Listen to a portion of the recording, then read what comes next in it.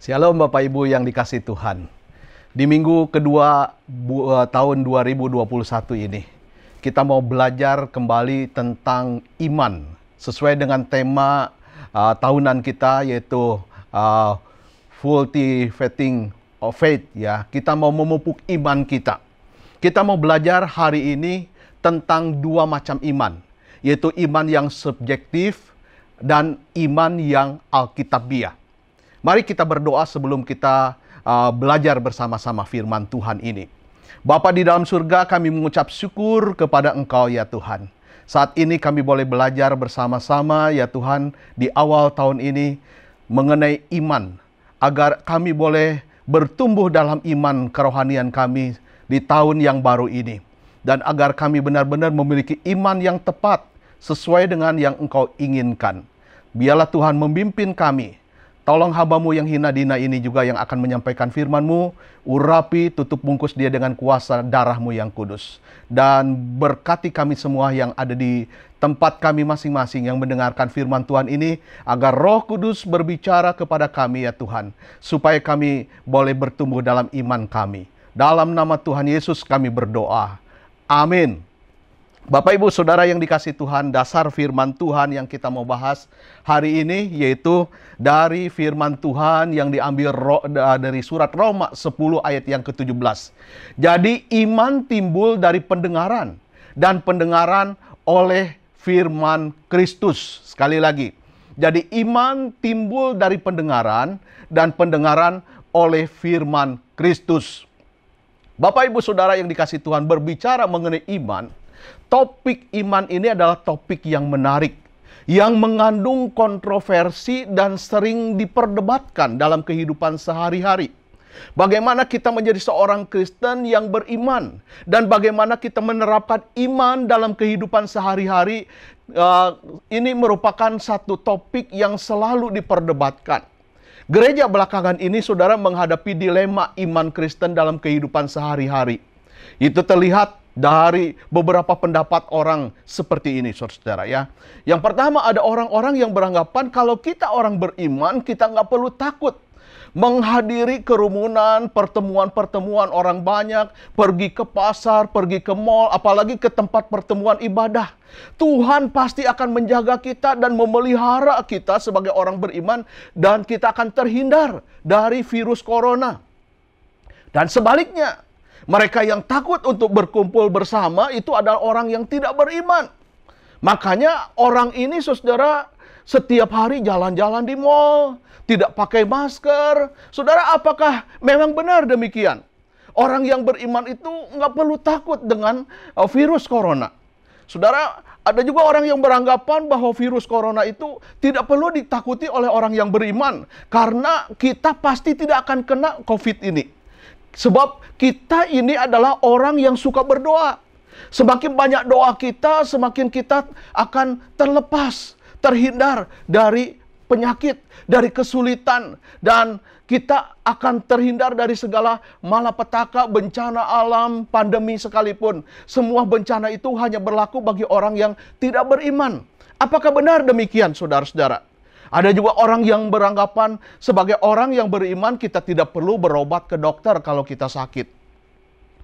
Karena bagi mereka, kalau ada anggota keluarga mereka yang pergi ke dokter, berarti mereka kurang beriman pada Tuhan. Tuhan kan Maha Kuasa, Tuhan bisa menyembuhkan. Yang penting berdoa. Dan Tuhan pasti memberi kesembuhan ilahi. Sebab itu berobat ke dokter itu hanya berlaku bagi orang yang tidak beriman. Apakah benar pernyataan seperti ini, saudara?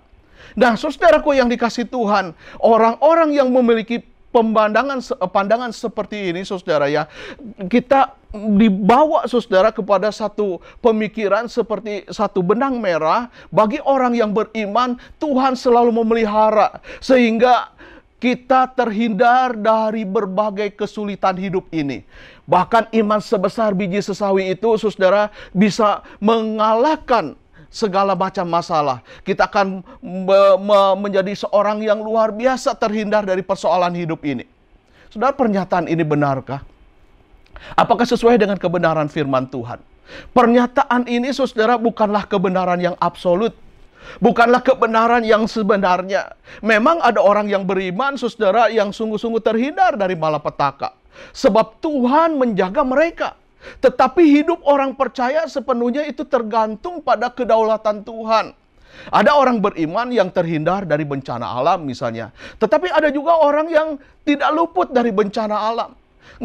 Nggak luput daripada kecelakaan, nggak luput daripada sakit penyakit. Ada orang beriman juga yang hidupnya sangat miskin, saudara.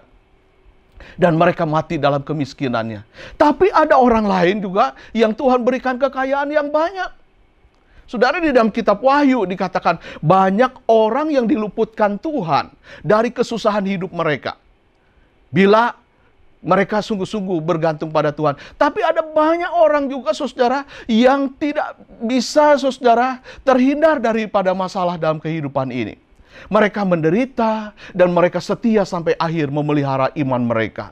Saudara, bila yang relatif dimutlakan dan yang mutlak direlatifkan, maka akan terjadi penyesatan. Saat ini, saudara, mari kita belajar bersama-sama di awal tahun ini.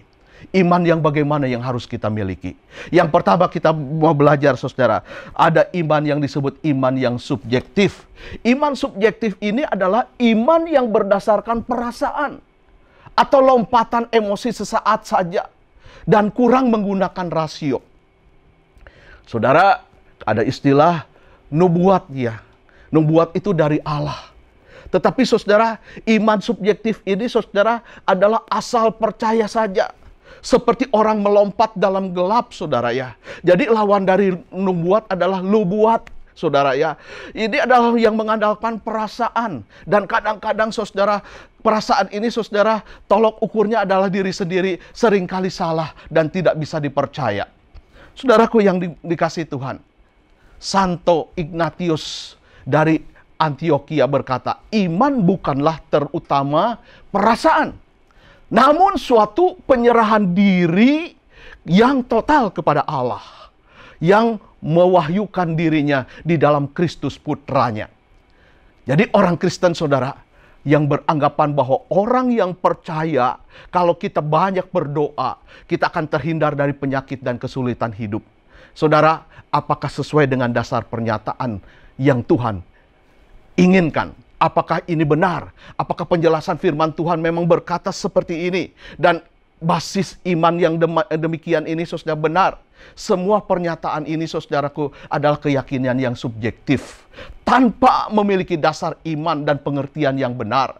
Keyakinan yang subjektif itu dihasilkan oleh suara hati nurani dan kehendak yang gelap. Sehingga, saudara, mengabaikan pengertian yang benar.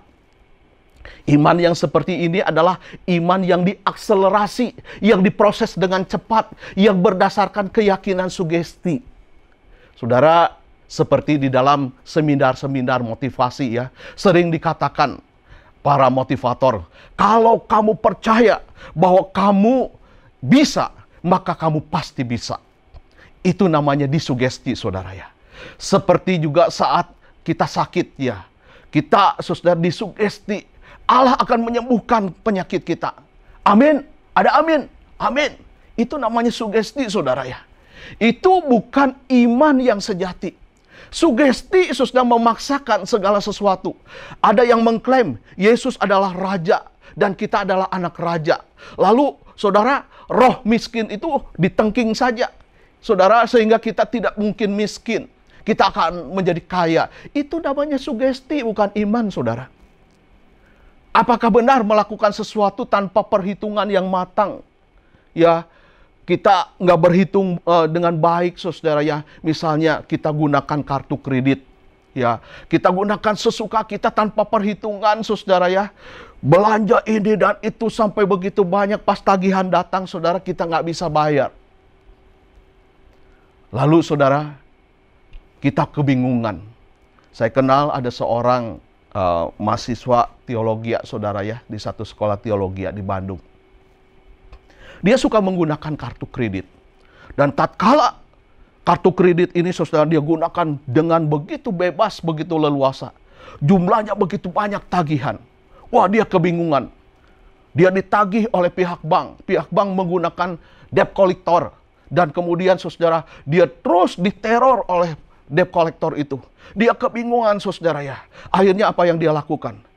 Dia tidak bisa bayar. Kemudian saudara, dia mundur dari pelayanan sebuah gereja yang cukup besar. Dan dia karena terus dikejar oleh debt collector, dia menghilang. Dia bawa keluarganya entah pergi kemana, saudara. Ya, padahal anaknya masih kecil. Saya cukup kasihan dengan orang ini, saudara ya. Tetapi saudara, dia telah melakukan kesalahan. Dia kurang menggunakan iman. Ini namanya nekat, saudara. Apa bedanya iman dengan nekat? Orang yang beriman percaya Tuhan akan menolongnya. Sedangkan orang yang nekat, saudara, tidak memakai perhitungan. Pokoknya lakukan dulu, baru hitung belakangan. Saudara, sebagai orang Kristen, kalau hidup kita tanpa pengertian yang benar, kita itu bisa menjadi batu sandungan bagi dunia ini. Bagi orang lain yang tidak percaya kepada Tuhan.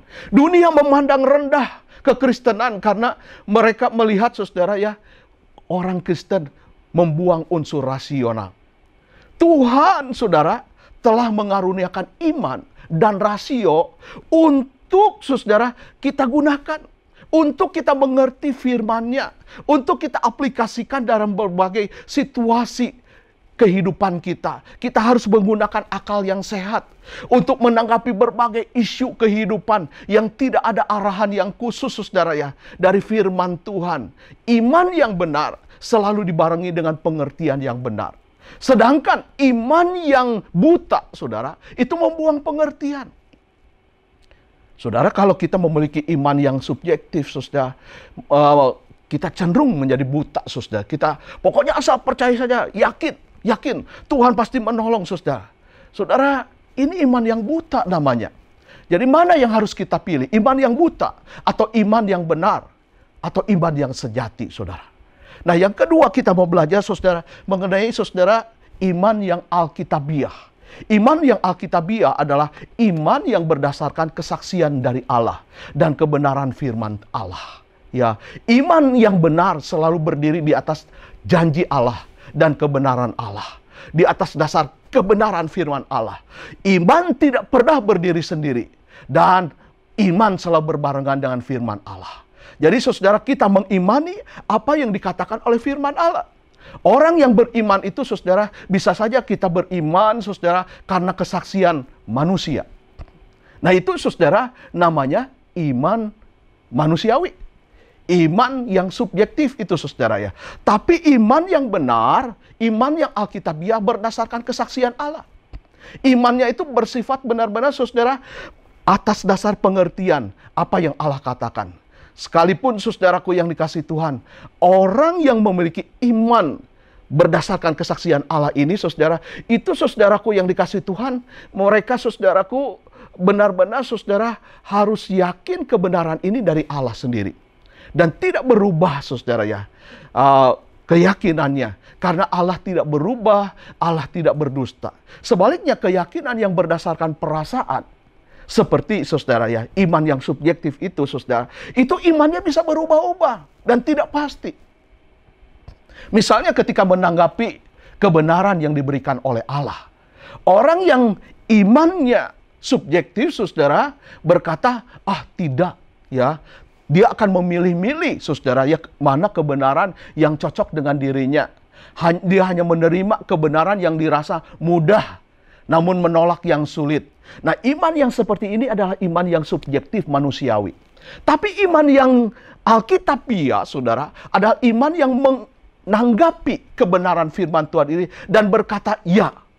Dia tidak memilih-milih, saudara, mana itu kebenaran yang sulit sekalipun juga dia terima.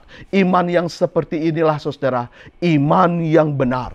Iman yang alkitabiah. Bukan iman yang berdasarkan perasaan yang tolok ukurnya adalah diri sendiri yang seringkali salah dan mudah berubah. Saudaraku yang dikasihi Tuhan, Rasul Paulus berkata, saudara ya, di dalam Roma pasal yang ke-10 ayat yang ke-17. Dia mengajar tentang dasar iman yang benar. Iman itu timbul dari pendengaran. Dan pendengaran akan firman Kristus dikatakan. Lalu juga di dalam Filipi pasal yang ke-1 ayat yang ke-27. Rasul Paulus mengatakan, saudara ya, bahwa iman itu timbul dari Injil Kristus. Jadi saudara, iman yang benar adalah iman yang didasarkan kepada kebenaran firman Allah. Iman yang benar, saudara ya, timbul dari berita Injil Kristus. Kita percaya kepada Yesus Kristus. Dialah Tuhan dan penguasa atas hidup kita. Dialah Tuhan yang memegang hidup kita, saudara ya. Kita tidak berjalan sendirian, tetapi saudaraku yang dikasih Tuhan, kita berjalan sesuai dengan perintah Tuhan. Saudara, perintah Tuhan atau kebenaran firman Tuhan itu ada di dalam Alkitab. Alkitab adalah logos yang tertulis, saudara ya, yang tersistematis dengan baik. Logos ini pengetahuan yang dibukukan, disistematiskan dengan baik, sedangkan pendengaran, pengertian dari yang kita dengar, orang beriman mendengarnya, saudara, mendengar kebenaran berdasarkan firman Tuhan yang Tuhan nyatakan. Itu namanya rema, saudara. Rema itu adalah firman Kristus, perkataan Kristus yang dihidupkan oleh Roh Kudus sebagai dasar iman. Di mana perkataan ini, saudara, sama dengan Alkitab. Perkataan Kristus, rema itu berada di dalam hati kita. Sehingga kita hidup dikuasai olehnya. Di dalam surat Filipi, saudara, Paulus berkata bahwa iman timbul dari berita Injil. Injil adalah dasar daripada iman. Injil itu apa? Injil itu adalah Yesus Kristus yang sudah mati dan bangkit dan naik ke surga. Penerimaan Injil, saudara, menghasilkan iman. Iman adalah, saudara, penerimaan Injil Kristus. Dan Injil Kristus adalah hidup dan pengajaran Kristus, saudara, menjadi pedoman di dalam kehidupan orang beriman. Berangkat dari keyakinan ini, maka iman timbul dari firman Allah. Satu kesatuan, ini merupakan satu kesatuan antara iman dan firman Allah. Firman Allah adalah dasar iman. Dan iman meresponi kehadiran firman Allah itu, yang disebut rema. Iman yang benar selalu disertai dengan pengertian akan firman Allah. Tetapi firman Allah akan menjadi kosong dan tidak berisi, saudara, kalau misalnya saudara tidak didasarkan pada pengertian tentang kebenaran firman Allah. Iman tanpa pengertian akan mengarahkan kepada penyesatan. Hati yang tulus tanpa pengertian yang fanatik, saudara, menjadi religius fanatik, saudara, karena membuang akal sehat kita.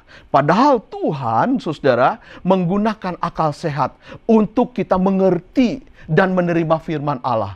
Dan kita mempertimbangkan penerapan firman Allah dalam berbagai situasi, budaya, dan sejarah hidup ini. Saudara, kita punya hati yang tulus tanpa pengertian. Itu adalah iman kita menjadi iman yang buta. Sedangkan iman yang benar itu disertai dengan pengertian yang benar. Iman yang buta berdasarkan komitmen yang subjektif, saudara. Kehendak diri sendiri dan cenderung egois. Ya, ingin mementingkan diri sendiri. Pokoknya saya ingin ini, itu namanya, saudara, saya harus mendapatkannya. Saya beriman, saya pasti mendapatkannya. Saudaraku yang dikasih Tuhan, kadang-kadang ini terlalu egois. Sedangkan iman yang benar, mengerti natur dan landasan daripada iman itu. Iman yang buta, saudara, mengarahkan pada keyakinan diri sendiri dan menutup diri dari kebenaran Allah. Sedangkan iman yang benar berpendirian teguh pada landasan iman, namun tetap rasional dan iman kita miliki, saudara. Sedangkan iman yang benar, saudara, menggumulkan kebenaran Allah dalam berbagai situasi yang berbeda, di mana unsur rasional itu terlihat dalam keputusan iman. Meskipun keputusan iman seringkali melampaui kapasitas rasio kita, saudara. Jadi iman dan rasio itu harus berjalan seiringan, saudara. Dan kita melihat, saudara, suatu tindakan percaya, penyangkalan diri seseorang yang beriman, sehingga dia tidak mengandalkan kebijaksanaannya dan kekuatannya sendiri, namun dia meletakkan diri pada kuasa dan perkataan Tuhan yang dia percayai. Saudara, Alkitab mencatat ada seorang beriman namanya Abraham. Inilah, saudara, iman yang sejati dari orang yang percaya. Abraham, saudara, dia beriman mengimani apa yang dikatakan Tuhan. Dia diperintahkan Tuhan untuk meninggalkan negerinya. Karena negerinya itu, saudara, adalah negeri yang penuh dengan penyembahan berhala. Tuhan memerintahkan dia untuk pergi keluar. dari negerinya ini itu dan menyembah Allah yang benar. Lalu Tuhan berjanji Tuhan akan memberikan tanah perjanjian. Dan dia pergi, saudara. Tuhan juga berjanji akan memberikan keturunan kepadanya. Dia mengimani, saudara ya. Karena imannya itu berdasarkan firman Tuhan. Berdasarkan apa yang Tuhan janjikan. Dan dia menerima penggenapan janji Tuhan itu. Karena dia benar-benar, saudara, beriman di atas pengertian yang benar. Beriman di atas dasar apa yang Tuhan katakan. Sehingga saudaraku yang dikasihi Tuhan, kita tidak boleh salah, saudara, mengimani sesuatu yang bukan yang Tuhan katakan. Kita harus beriman sesuai dengan pengertian yang benar. Saya, saudaraku yang dikasihi Tuhan, memiliki kerinduan ya. Setiap pagi saya itu suka pergi olahraga, saudara ya. Saya kalau olahraga itu lewat satu rumah yang kosong. Rumah itu, saudara, setiap kali saya sampai di depan rumah itu, saya kepengen punya rumah itu. Ya, saya memang belum punya rumah. Dan saya berdoa, Tuhan, saya ingin punya sebuah rumah. Kalau boleh rumah itu, ya saya kepengen, saudara ya. Saya berdoa, saya minta kepada Tuhan. Ya, kebetulan rumahnya, saudara, nggak terlalu jauh dari rumah saya. Dan saya tahu lokasinya, saudara. Tempat itu tempat yang rasanya cocok buat saya. Saya, saudara, meminta kepada Tuhan. Tapi saya tidak memaksa Tuhan. Saya tidak mau berkata, mengklaim, ini rumah pasti saya beli. Ini rumah adalah rumah saya. Saudara, saya hanya meminta kepada Tuhan. Saya memohon kepada Tuhan. Itu tidak salah, saudara. Kalau kita punya keinginan di tahun baru ini, saudara ya. Kita boleh minta kepada Tuhan. Tetapi kedaulatan ada di tangan Tuhan. Kita tidak boleh memaksa Tuhan, saudara ya. Seperti contoh ilustrasi ini, saudara. Ada seorang Kristen, saudara, yang salah dalam pergaulannya. Pekerjaannya setiap hari adalah mencopet, saudara. Suatu ketika dia benar-benar sedang kehabisan uang. Dia berdoa dan pergi mencopet. Doanya seperti ini, saudara. Seperti lagu nyanyian berkata, ku tahu Tuhan pasti buka jalan. Dia berharap Tuhan akan melindungi dia dan buka jalan bagi dia. Hari ini dia akan mencopet, saudara ya. Dia percaya, dia mengimani Tuhan pasti buka jalan. Dia akan dapat uang dan dia akan menerima pembebasan. Ya, dia tidak ditangkap polisi, dia tidak digebukin orang karena dia mencopet. Namun apa yang terjadi? Kenyataannya, Bapak Ibu Saudara, dia tertangkap oleh polisi. Dia, saudara, digebukin. Banyak orang, masyarakat yang menangkap dia ramai-ramai dengan polisi. Kemudian juga dia dimasukkan ke dalam penjara. Dan dia marah kepada Tuhan. Tuhan, aku menyanyi dan berdoa sebelum aku mencopet. Ku tahu Tuhan pasti buka jalan. Kenapa Engkau tidak melindungi saya saat saya mencopet? Kenapa Tuhan tidak mendengar doaku? Dia kesal. Dia marah kepada Tuhan. Dia tidak bisa terima, saudara. Ya, sampai berbulan-bulan. Kemudian dia, saudara, marah dan akhirnya dia bertemu dengan seorang pendeta. Kemudian dia disadarkan. Lalu dia bertobat. Akhirnya dia keluar dari penjara dan dia benar-benar berubah, saudara ya. Dia berubah dan dia mulai merangkak kehidupannya dari dasar yang paling bawah. Dia memulai imannya dengan iman yang benar. Akhirnya dia berhasil membuka sebuah bengkel untuk menghidupi istri dan dirinya sendiri. Dia buka bengkel motor, saudara ya. Dia yakin akan penyertaan Tuhan. Nah, saudara, kita sering ya seperti saudara ini. Kita mau Tuhan melindungi kita saat kita berbuat dosa atau berbuat salah. Kita mau Tuhan turuti kemauan kita yang egois. Kita cuma mau cara kita saja, bukan cara Tuhan yang terjadi di dalam kehidupan ini. Saudara, ingatlah, Tuhan itu adalah Tuhan. Dia itu adalah Tuhan. Ya, dia itu Allah. Dia bukan hamba kita. Kitalah yang harusnya menjadi hamba dari dia, saudara ya. Saudara, jadi saudaraku yang dikasih Tuhan, jangan menjadikan Tuhan menjadi hamba kita, budak kita. Kadang-kadang ada banyak orang Kristen saudara menjadikan Tuhan sebagai budaknya. Kadang-kadang ada orang Kristen menjadikan agama, kepercayaan firman Tuhan saudara sebagai alat untuk kepentingan dirinya sendiri. Bukan kita yang menjadi alat untuk kepentingan kerajaan Allah. Saudara, ini sangat ironis. Iman yang seperti ini bukanlah iman yang benar. Kita tidak boleh memperalat Tuhan. Kita tidak boleh memperalat agama, kepercayaan saudara ya. Seolah-olah saudara dengan kedok agama, kita melakukan yang dosa itu menjadi benar. Ini nggak benar saudara. Iman yang sejati dan iman yang alkitabiah adalah iman yang dibangun di atas dasar kebenaran firman Tuhan. Iman yang harusnya saudara menyenangkan hati Tuhan, bukan menyenangkan diri kita sendiri. Dan saya percaya ketika kita menyenangkan hati Tuhan, maka hati kita juga akan bersukacita. Sebab itu saudaraku yang dikasih Tuhan, milikilah iman yang alkitabiah itu. Di awal tahun ini, mari saudara kita bertekad punya iman yang benar. Bukan iman yang palsu.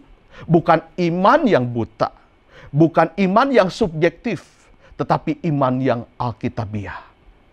Mari kita berdoa. Tuhan tolong kami supaya kami memiliki iman yang benar di awal tahun 2021 ini. Sehingga kami tidak salah dalam menapaki kehidupan kami. Kami punya rencana, kami punya cita-cita, kami punya pergumulan, kami punya keinginan ya Tuhan. Kami memohon kepada Tuhan. Kehendak-Mu lah yang jadi. Kedaulatan Tuhan yang dinyatakan. Kami percaya Engkau sanggup menolong kami yang lemah. Engkau sanggup menyembuhkan kami yang sakit. Engkau sanggup mencukupi kebutuhan kami tahun ini ya Tuhan. Ketika kami berjalan bersama dengan Tuhan. Tuhan yang memimpin kami. Tuhan yang memegang kami ya Tuhan. Kami tidak ditinggalkan sendirian. Tuhan yang menopang kami. Tuhan menuntun kami. Apabila kami jatuh pun tidak sampai tergeletak. Berilah iman yang benar, iman yang sejati. Sampai akhir hidup kami, kami tetap percaya akan Engkau ya Tuhan. Berkatilah setiap saudara-saudara kami yang telah mendengarkan firman Tuhan ini. Tuhan memberkati semuanya. Di dalam nama Tuhan Yesus kami memohon. Amin.